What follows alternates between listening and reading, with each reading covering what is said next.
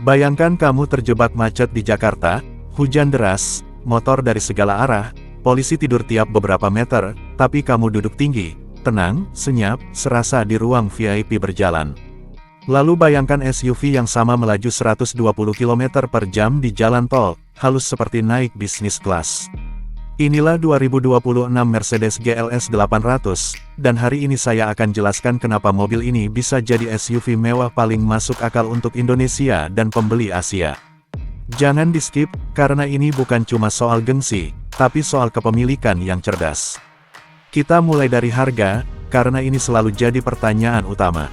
Di pasar Amerika Serikat, Mercedes GLS 800 2026 diperkirakan mulai dari sekitar 135.000 sampai 145.000 dolar AS tergantung spesifikasi.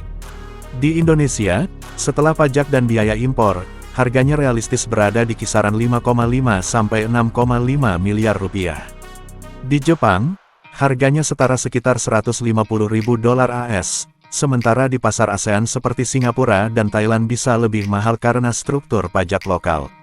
Mahal, iya, tapi pembeli GLS 800 biasanya tidak beli pakai emosi saja, mereka pakai logika jangka panjang.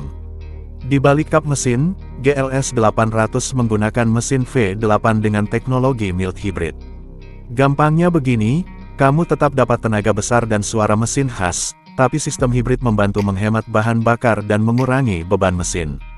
Di penggunaan dalam kota, terutama macet seperti Jakarta, Surabaya, atau Manila, sistem hybrid ini sangat terasa manfaatnya.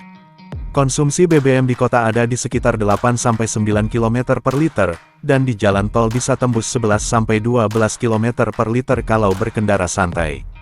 Untuk SUV besar dan mewah, ini tergolong efisien. Soal penghematan hybrid, sederhananya sistem ini membantu saat akselerasi dan stop and go. Artinya bensin lebih irit, mesin lebih awet, dan tenaga terasa lebih halus. Dalam jangka 5 tahun, penghematan bahan bakar cukup terasa dibanding SUV V8 lama tanpa hybrid. Nilai jual kembali juga lebih baik, karena pasar Asia makin menyukai mobil hybrid atau elektrifikasi. Performa GLS 800 itu kencang, tapi tidak menyeramkan. Di dalam kota, rasanya ringan dan effortless. Injak gas sedikit, mobil langsung bergerak halus tanpa hentakan. Di jalan tol, menyalip itu sangat mudah, bahkan saat mobil penuh penumpang dan barang. Ini ideal untuk perjalanan keluarga, antar jemput bandara, dan perjalanan bisnis antar kota. Meski bodinya besar, setirnya tetap ringan dan fitur bantuan pengemudi sangat membantu saat macet panjang. Soal perawatan, ini sering jadi kekhawatiran di Indonesia. Biaya memang premium, tapi stabil dan bisa diprediksi. Dibanding SUV V8 lama, mesin modern dan teknologi hybrid GLS 800 membuat keausan jangka panjang lebih rendah. Mercedes Indonesia juga menyediakan paket servis, jadi biaya bisa dikunci dari awal.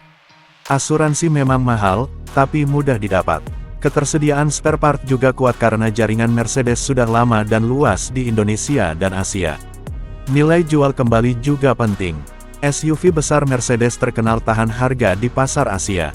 GLS dianggap sebagai SUV keluarga flagship, bukan mainan mewah berisiko. GLS 800 sebagai varian tertinggi tetap punya permintaan tinggi di pasar mobil bekas, terutama dari pebisnis dan eksekutif. Kalau dibandingkan singkat dengan rival Jerman lain, BMW X7 terasa lebih sporty tapi suspensinya lebih keras, kurang nyaman di jalan Indonesia. Audi Q8 unggul desain dan teknologi, tapi ruang kabin dan baris ketiga tidak senyaman GLS. GLS 800 fokus ke kenyamanan dulu, tenaga kedua, teknologi ketiga, dan ini justru paling cocok untuk kondisi jalan Asia. Kenapa mobil ini cocok untuk Indonesia? Ground clearance tinggi, suspensi empuk, dan kabin luas.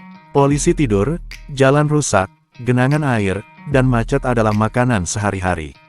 GLS 800 melewati semua itu tanpa bikin pengemudi stres. Kabinnya senyap, jok super, nyaman, dan suspensi udara menyerap jalan dengan sangat baik. Ini jauh lebih penting daripada handling agresif di dunia nyata. Biaya kepemilikan 5 tahun memang tinggi, tapi masuk akal kalau kamu naik kelas dari SUV mewah lama atau butuh satu mobil untuk segala kebutuhan. Buat pebisnis, ini bisa jadi kantor berjalan, mobil keluarga, dan simbol status dalam satu paket.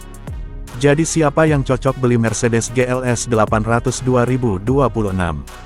Kalau kamu mau SUV mewah yang bertenaga tapi tenang, mahal tapi rasional, premium tapi cocok untuk jalan Asia, ini jawabannya. Mobil ini tidak berisik mencari perhatian, tapi memuaskan setiap hari kamu mengemudikannya. Kalau review ini membantu kamu, tekan tombol like, subscribe untuk review mobil yang jujur dan relevan buat jalan Asia, dan tulis di komentar, kamu pilih GLS 800, BMW X7, atau Audi Q8. Sampai ketemu di video berikutnya.